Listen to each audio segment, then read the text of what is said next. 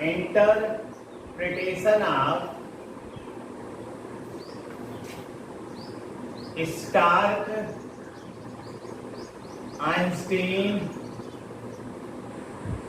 law. Interpretation of Stark-Einstein law. Interpretation of Stark-Einstein law. ठीक है भाई। और इसी में हम लोग पढ़ेंगे introduction of the term, introduction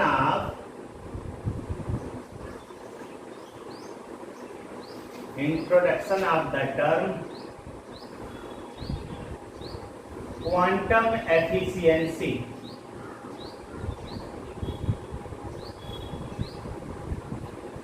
introduction of the term quantum efficiency हम लोग देखेंगे।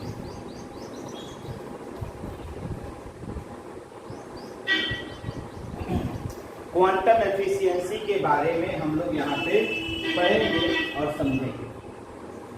तो हम पहले तो आइंस्टीन लॉ का इंटरप्रिटेशन समझते हैं। आइंस्टीन लॉ में क्या बताया गया था? अगर आइंस्टीन लॉ को आप देखिए तो कुछ चीज़ों को हम, जो चीज़ें आपने पढ़ा हुआ है उन चीज़ों को डिस्कस करते हैं और उसी को लेकर आगे चलते हैं। देखिए, अगर आइंस्टीन लॉ सही, if Einstein law is correct, मान लिया आइंस्टीन लॉ अगर करेक्ट है तो इसका मतलब है every reactant molecule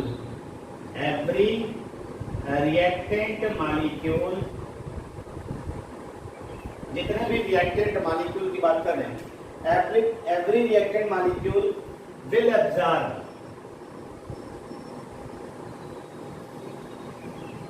one quantum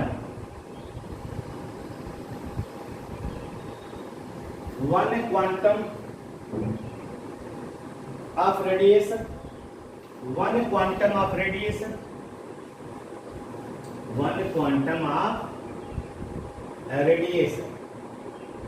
यानी every reactant molecule will absorb one quantum of radiation। ठीक, अगर आइंस्टीन लॉ सही, एक जो है रिएक्टेंट मॉलिक्यूल एब्जॉर्ब करेगा एक क्वांटम ऑफ रेडिएशन। ठीक, इसका मतलब the number of reacting molecule has the number of reacting molecules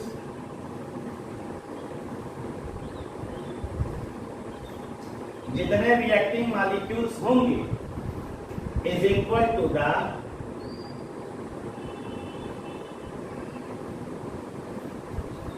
number of quantum of radiation absorb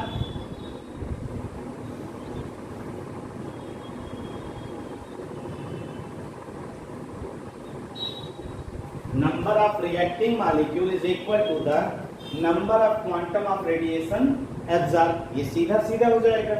ठीक, यानी अगर हमें ये मालूम हो जाए कितने रिएक्टिंग मॉलिक्यूल हैं तो उतने ही क्वांटम ऑफ रेडिएशन वो एब्जॉर्ब करेगा। यही तो आइंस्टीन लॉ में कहा गया है कि जितने रिएक्टेंट मॉलिक्यूल होंगे उतने ही क्वांटम ऑफ रेडिएशन को मॉलिक्यूल एब्जॉर्ब करेंगे। अगर एक मॉलिक्यूल है तो एक क्वांटम ऑफ रेडिएशन, दो मॉलिक्यूल है दो क्वांटम ऑफ रेडिएशन, तीन मॉलिक्यूल है तीन। तो यहाँ पे हमने एक बात बताई कि number of reacting molecule is equal to the number of quantum of radiation absorb, number of quantum of radiation absorb. ठीक, लेकिन हम लोग इस चीज को अगर ध्यान दें तो हम लोग ये भी पाते हैं कहीं कहीं पर बहुत थोड़ी सी लाइट एनर्जी को एब्जॉर्ब करे तो large extent of photochemical reaction होता है, और कहीं कहीं पर बहुत ज्यादा लाइट एनर्जी एब्जॉर्ब कर रहा है फिर भी फोटोकेमिकल रिएक्शन बहुत ज्यादा नहीं होता। तो ऐसी सिचुएशन में आइए हम लोग देखते हैं। ठीक, इन सर्टेन cases ठीक, small amount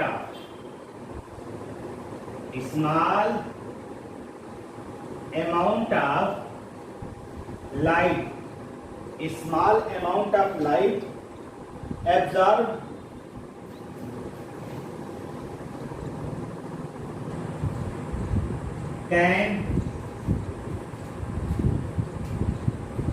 can bring about a large chemical reaction. A small amount of light absorbed can bring about a large chemical reaction. ठीक, large chemical reaction, while a large amount of light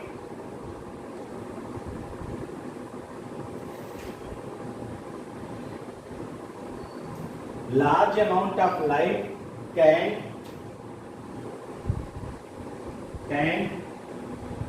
bring about a small chemical reaction.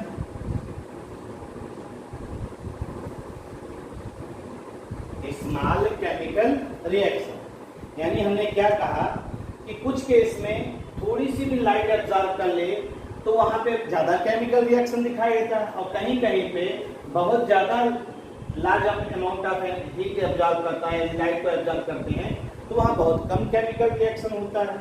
ठीक, तो इसका मतलब हम लोग ये observe कर सकते हैं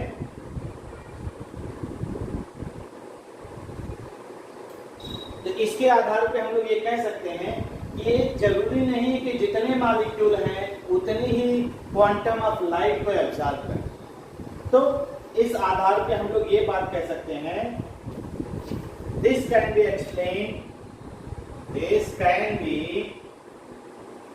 explained on the basis of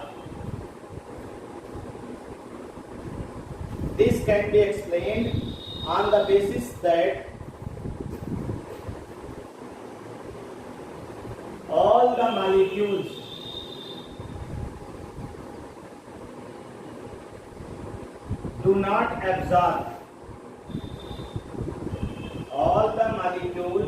do not absorb the radiation. All the molecules do not absorb the radiation.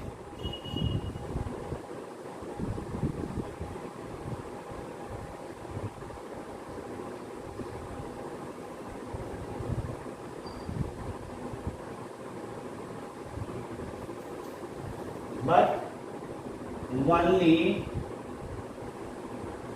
few molecules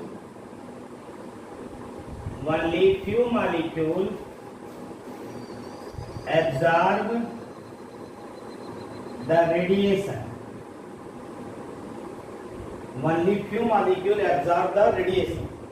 Only few molecules absorb the radiation.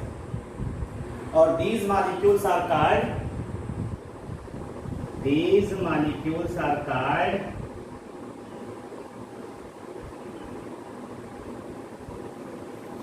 activated molecule.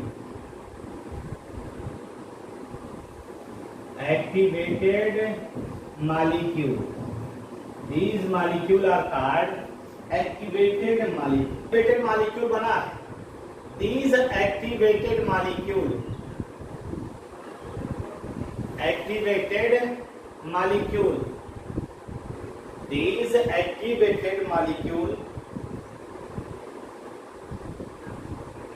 then react with other molecules. Then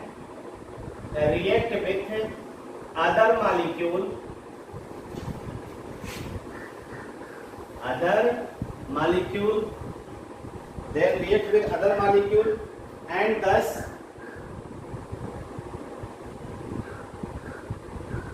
bring about a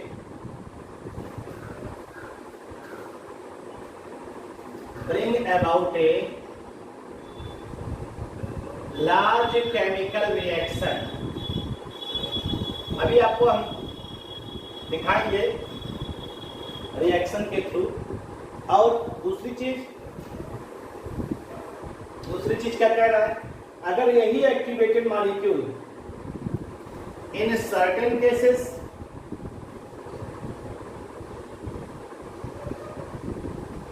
क्या होता है, these activated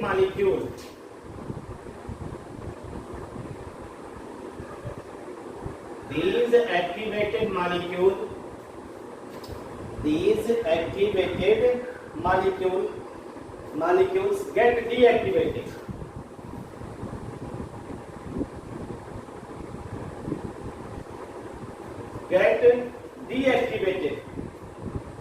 And no further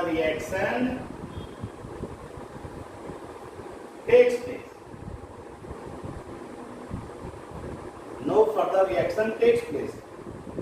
ठीक। तो यहाँ पे दो चीजें हुई। पहला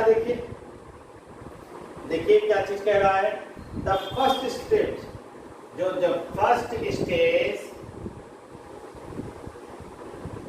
जो आपका है वो क्या है, इन्वॉल्विंग द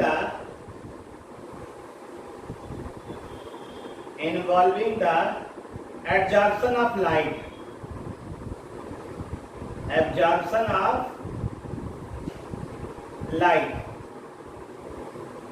और जब लाइट को एब्जॉर्ब करेगा तो उसे हम लोग क्या कहते हैं, इसी को कहते हैं इज कॉल्ड प्राइमरी प्रोसेस।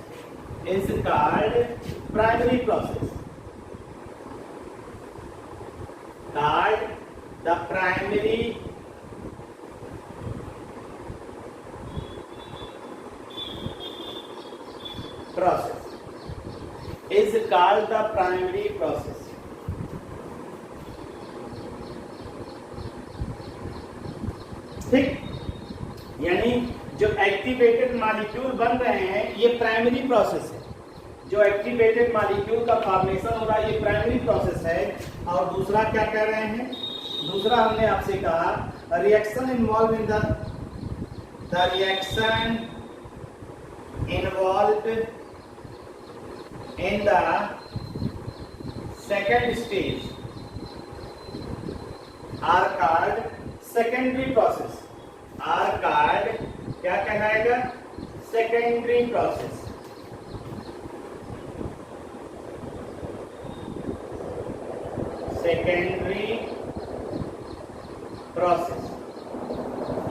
इसे हम लोग सेकेंडरी प्रोसेस कहेंगे।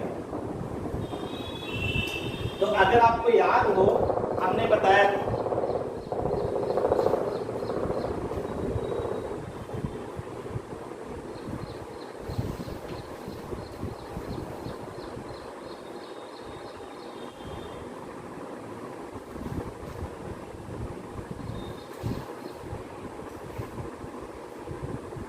देखिए हमने आपसे क्या कहा था, अगर आपको याद हो तो आपने यही कहा था, याद करिएगा। मान लीजिए कोई रिएक्टेंट है AB, ये रिएक्टेंट है और ये HNO एनर्जी एब्जॉर्ब कर रहा है, तो ये बन गया AB एक्टिवेटेड मॉलिक्यूल।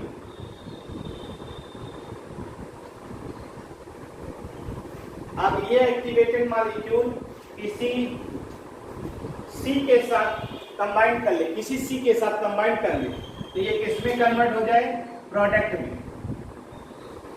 तो ये आपका कौन सा प्रोसेस हो गया, ये आपका प्रोसेस हो गया सेकेंडरी प्रोसेस। ये पूरा का पूरा सेकेंडरी हो गया। ये वाला पहला प्रोसेस कौन सा हो गया, प्राइमरी। ये वाला कौन सा हो गया, पूरा मिला के यहां से यहां तक कन्वर्जन, ये सेकेंडरी प्रोसेस।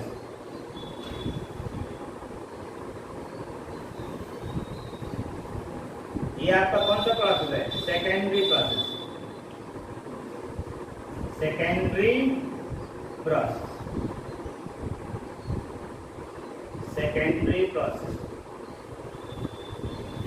ठीक। अब आपका अगर एक्टिवेटेड मॉलिक्यूल फिर से क्या करे, री इमिट करे रेडिएशन, तो क्वांटम जो आपका ये लार्ज केमिकल रिएक्शन होने की प्रोबेबिलिटी है वो खत्म हो जाएगी। तो यहाँ पे स्मॉल केमिकल रिएक्शन प्रोसीड करेगा और AbHu लेकर के AB स्टार बन गया। AB स्टार एक्टिवेटेड मॉलिक्यूल अगर आगे प्रोसीड करता है, तो वो सेकेंडरी प्रोसेस अगर वापस चल जाता बैक, तो जो आपकी केमिकल रिएक्शन होने की पॉसिबिलिटी है वो क्या हो जाएगी, कम हो जाएगी। देखिए आपने लिखा है ये इन सर्टेन केसेस, ये लिखा है these activated molecule gets deactivated and no further reaction takes place। इसका मतलब है आगे रिएक्शन नहीं होगा, तो आगे रिएक्शन नहीं होगा, प्रोडक्ट बनने की पॉसिबिलिटी कम हो जाएगी। ठीक, तो जो पहला स्टेप है उसे आपने प्राइमरी कहा, जो सेकंड स्टेप है उसे आपने क्या कहा, सेकेंडरी कहा। तो यहाँ पे इन चीजों को देखिए, अब यहाँ पे हम लोग इंट्रोड्यूस करने चले एक टर्म को, क्वांटम एफिशिएंसी या क्वांटम यील्ड। यहाँ पे एक टर्म इंट्रोड्यूस करने चल रहे हैं, क्वांटम एफिशिएंसी या क्वांटम यील्ड। तो यहाँ पे देखिए कितने नंबर ऑफ क्वांटा एब्जॉर्ब कर रहा है रिएक्टिंग मॉलिक्यूल्स और कैसे प्रोडक्ट बन रहा है, वहां पे हम लोग इस टर्म को यूज करेंगे, उस टर्म को यूज करेंगे। आइए देखते हैं और इसी को समझने का प्रयास करते हैं।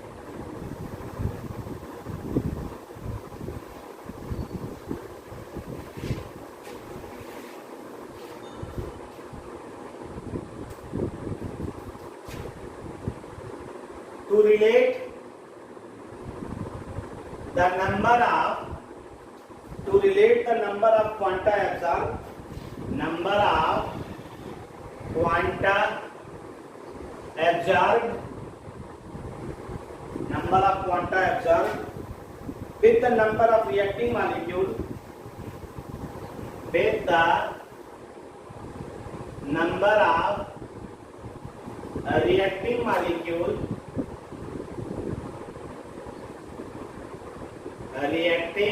molecule a term quantum efficiency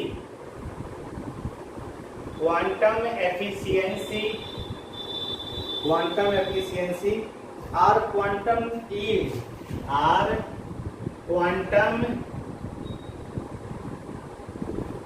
yield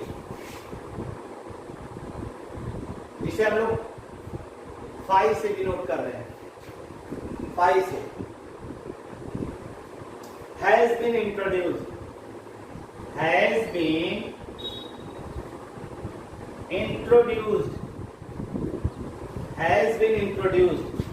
और it is expressed as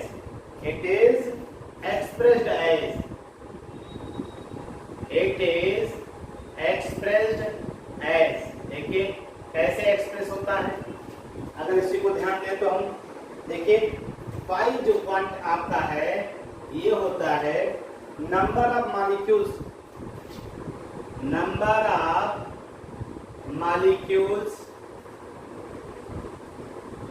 reacting in a given time upon number of molecules reacting in a given time upon number of quanta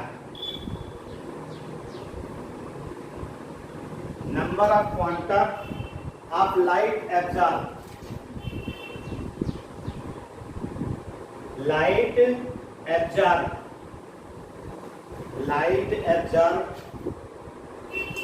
in the same time.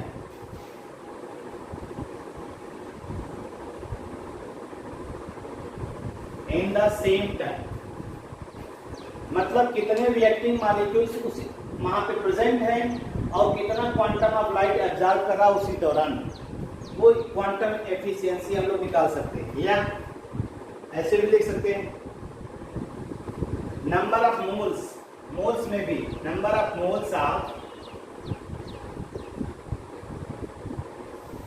Of moles reacting in A given time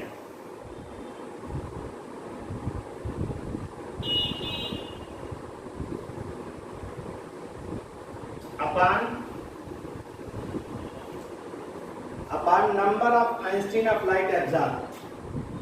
Number of Einstein of light absorbed. Number of Einstein of light absorbed in the same time.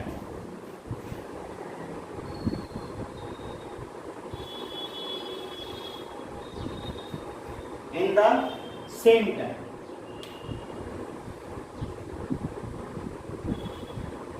यानी आपने कहा कि number of moles जो हैं वो number of Einstein दोनों का proportion लेके सेम आ रहा है। नंबर ऑफ मोल्स कितने रिएक्टिंग मॉलिक्यूल है गिवन टाइम में और कितना आइंस्टीन एब्जॉर्ब कर रहा है, इन दोनों का जो रेशियो होगा उसी को हम लोग क्या कहेंगे, फाई कहेंगे, फाई यानी क्वांटम यील्ड कहेंगे। इस तरह से हम लोग कह सकते हैं hence quantum efficiency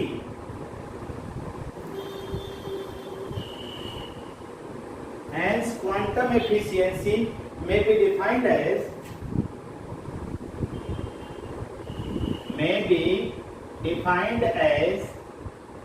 the number of moles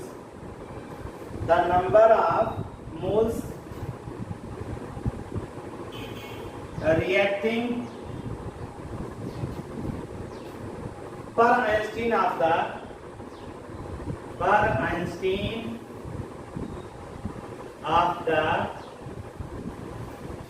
light absorbed.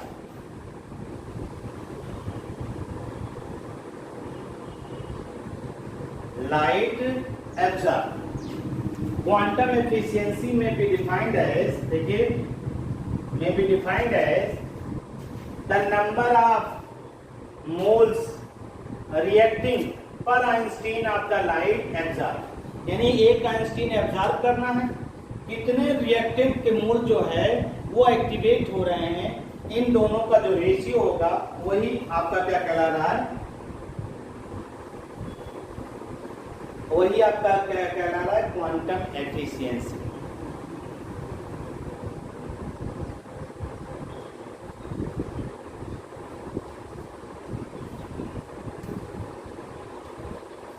अगर हम क्वांटम एफिशिएंसी को बेस माने और स्टार्क आइंस्टीन लॉ को देखें तो उसके हिसाब से हर रिएक्शन की क्वांटम एफिशिएंसी क्या आएगी, 1 आएगी।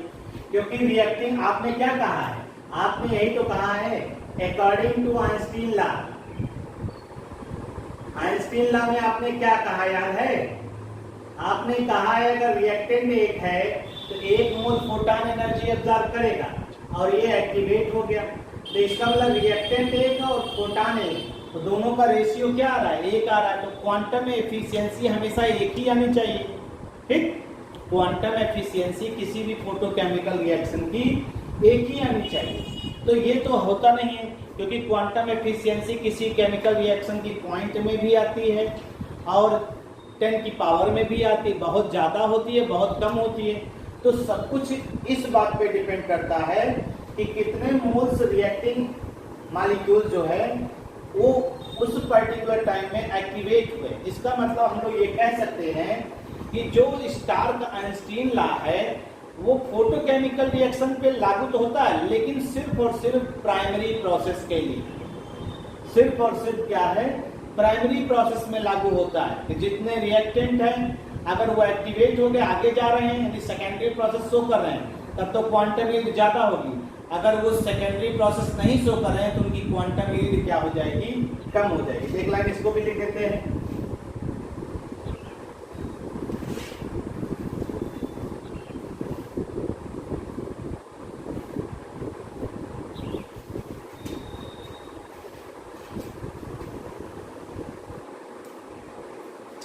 अगर हमने क्या कहा, if Stark Einstein law is strictly obeyed, strictly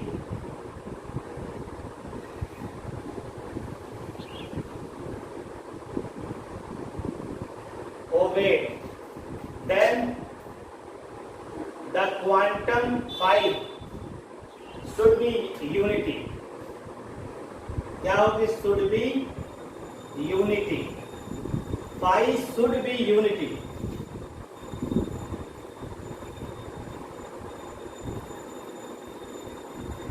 ठीक है। However,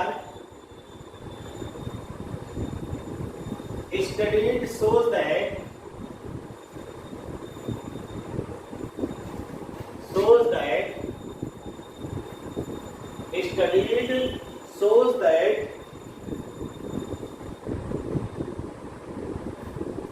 law is applicable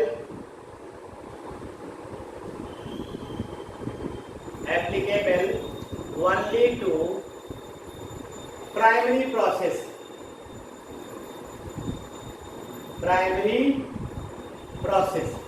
Law is applicable only to primary process. Law is applicable only to primary process. Hence, sometimes it is preferred to say that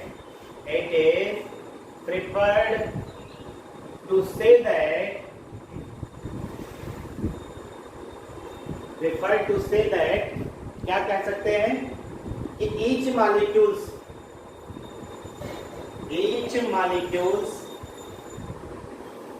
that get activated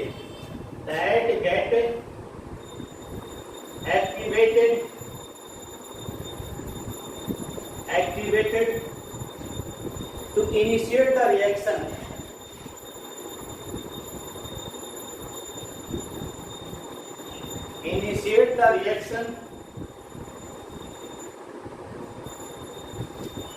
absorb one quantum of light.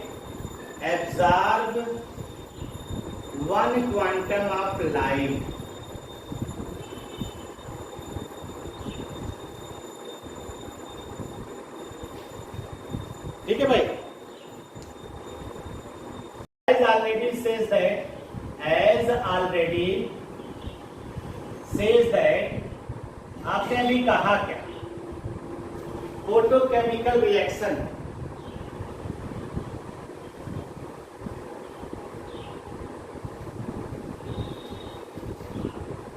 have two steps.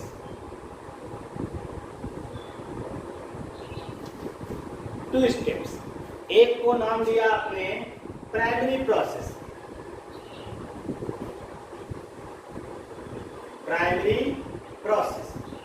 तो primary process में आपने बताया यहाँ पे, ठीक, involve the, इसमें क्या होता है? इसमें आपने कहा activation of molecules by absorption of light. इसमें it involves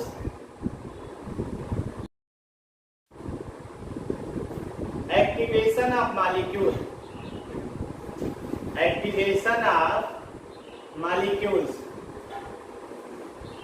by absorption of light.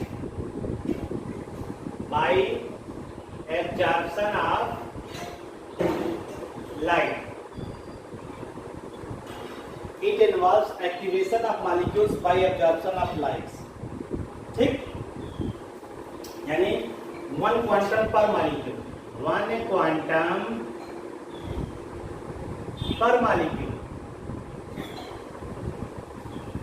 ये वन क्वांटम पर मॉलिक्यूल यहाँ पे, ठीक। अगर हम इसी में दिखा दें, ए बी है, ये दिया एच न्यू और ये बन गया ए बी एक्टिवेटेड, ये एक्टिवेटेड, इसे हम लोग कहते हैं एक्टिवेटेड मॉलिक्यूल। ये प्राइमरी प्रोसेस है भाई, एक्टिवेटेड मॉलिक्यूल। ये भी हो सकता है आर, द डिसोसिएशन ऑफ, ये मॉलिक्यूल है ना, ये मॉलिक्यूल है, इसका dissociation of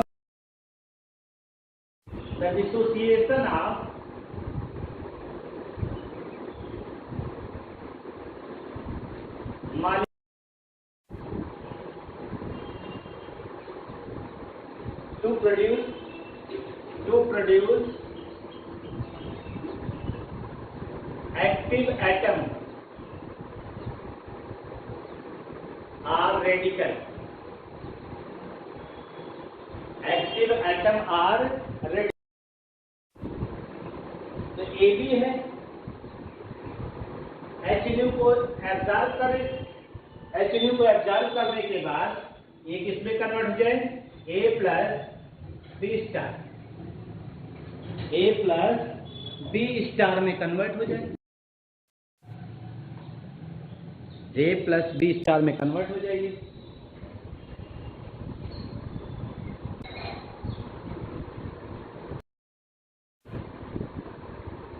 AB plus HNO देखिए, तो ये क्या बन गए, एक्टिवेटेड, एक्टिव एटम और एक्टिव एटम और एक्साइटेड एटम। अब ये डिपेंड करता है कि जो एक्टिव एटम या एक्साइटेड एटम है ये आगे जाना चाहते कि वापस आना चाहते। अगर ये आगे जाएंगे तो क्वांटम यील्ड बढ़ जाएगी, अगर ये वापस चले गए, जैसे मान लीजिए आपने क्लास में एडमिशन लिया बीएससी थर्ड ईयर में और आपने पढ़ाई लिखाई शुरू कर दी, और पढ़ाई लिखाई शुरू करने के बाद कुछ देर बाद आपको एहसास हुआ हमको तो कुछ आ नहीं रहा है, लाओ हम एग्जामिनेशन ड्रॉप कर दें।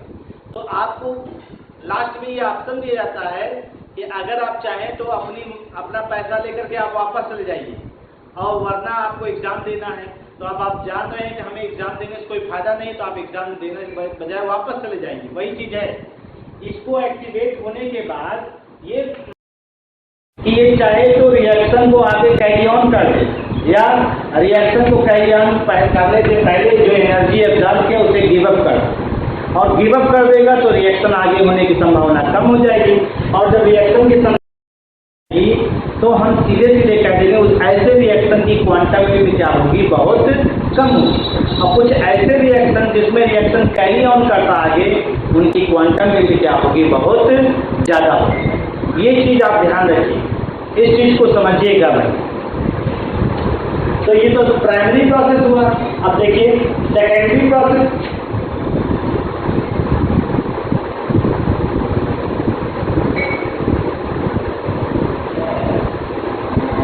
सेकेंडरी प्रोसेस में जो एक्टिवेटेड मॉलिक्यूल हैं वही इन्वॉल्व होंगे।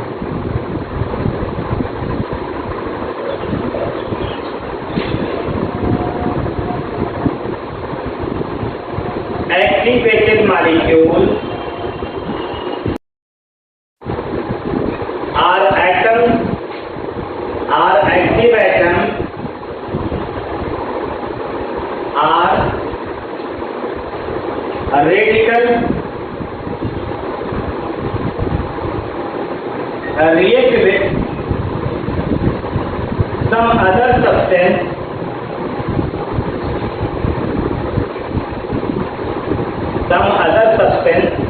to produce chemical reaction.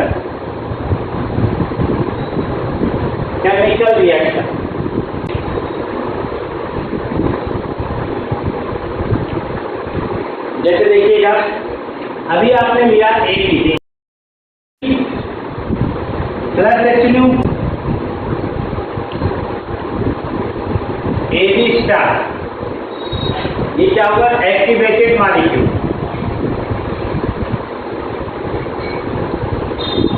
Activated molecule अब ये किसके साथ जा रहा है, ये किसी हमने ले लिया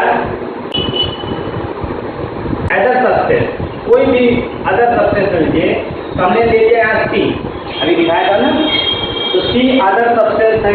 अब यहाँ पे ये बना देगा क्या, प्रोडक्ट, ये बना देगा प्रोडक्ट। यानी आप सेकेंडरी प्रोसेस में सिर्फ ये वाला बताएंगे, ये आपका सेकेंडरी हो गया और ये आपका क्या हो गया, प्राइमरी, यानी ये दोनों में कॉमन हो गया। तो सब कुछ तो इसी पे डिपेंड कर रहा है, प्राइमरी में भी ये बन रहा है, सेकेंडरी में ये इन्वॉल्व हो रहा है। तो इसका मतलब है फोटोकेमिकल रिएक्शन में इसी का इम्पोर्टेंस है, इसी का इम्पोर्टेंस है, ये उधर जाएगा तो क्वांटम हीट ज़्यादा, इधर आएगा तो क्वांटम हीट कम, यानी फॉरवर्ड जाएगा तो क्वांटम हीट ज़्यादा, फॉरवर्ड बैकवर्ड आएगा तो क्वांटम हीट क्या हो जाएगा, कम हो जाएगा। ये बात ध्यान दीजिए भाई।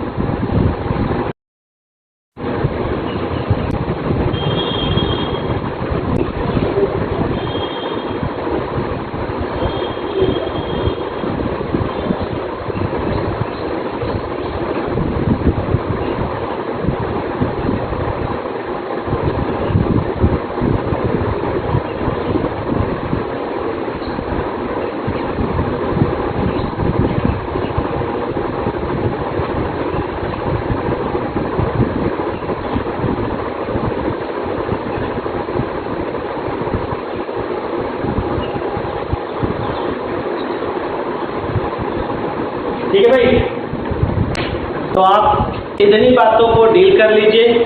बाकी की बातें जो है इसी के आगे कल हम लोग स्टडी करेंगे कुछ केमिकल रिएक्शन, और कुछ केमिकल रिएक्शन के अलावा उनकी क्वांटम में ज़्यादा और कम क्यों होती है, इन सभी चीज़ों का हम लोग कल चर्चा करेंगे। Thank you.